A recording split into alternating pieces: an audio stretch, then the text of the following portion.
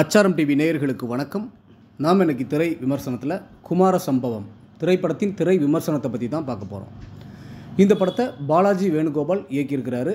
குமரன் தியாகராஜன், பாயல் Radhakrishnan, Shenoy, GM Kumar, Bala Saravanan, Ilango Kumaravel, Livingstone மற்றும் பல நட்சத்திரங்கள் நடிச்சிருக்கிறாங்க. இந்த படத்தோட கதை என்னென்னு பார்த்தீங்கன்னா, சினிமாவில் இயக்குனராகும் லட்சியத்தில் பல தயாரிப்பாளர்களுக்கு கதை சொல்லி வருகிறான் நாயகன் குமரன். சின்ன வயதில் தனது தந்தையை இழக்கும் குமரன் தாத்தா, அம்மா மற்றும் தங்கையுடன் வசித்து வருகின்றான்.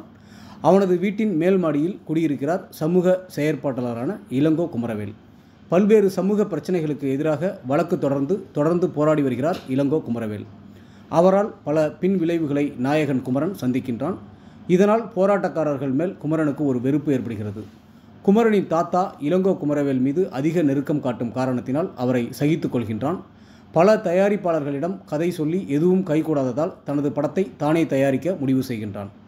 இதற்காக தனது தாத்தாவிடம் வீட்டை விற்க சொல்கின்றான். இப்படியான சூழ்நிலையில் இளங்கோ குமரவேல் மர்மமான முறையில் கொலை செய்யப்படுகின்றார். குமரன் வீட்டை விற்று தனது படத்தை இயக்கினானா? இளங்கோ குமரவேலை கொன்றது யார் என்பதற்கெல்லாம் விடை சொல்லியிருப்பதே இந்த படத்தின் மீத கதை. கதாநாயகனாக குமரன் தங்கராஜன் யதார்த்தமாக நடித்திருக்கிறார். முதல் படத்திலேயே காமெடி, ஆக்ஷன், காதல் என அனைத்திலும் ஸ்கோர் செய்திருக்கின்றார். கதாநாயகியாக பாயல் ராதாகிருஷ்ணன் கொடுத்த கதாபாத்திரத்தை சிறப்பாக செய்துள்ளார். ஜிஎம் குமார், இளங்கோ குமரவேல் இவர்களது நடிப்பு அருமை. பாலசரவணன், வினோத் சாகர், லிவிங்ஸ்டன் என இதில் நடித்திருக்கும் அனைவரும் அவரவர் கதாபாத்திரம் உணர்ந்து சிறப்பாக நடித்துள்ளனர். ஜெகதீஷ் சுந்தரமூர்த்தியின் ஒளிப்பதிவு படத்திற்கு பெரிய பலம். அச்சு ராஜாமணியின் இசையில் பாடல்களும் பின்னணி இசையும் ரசிக்க வைக்கின்றது.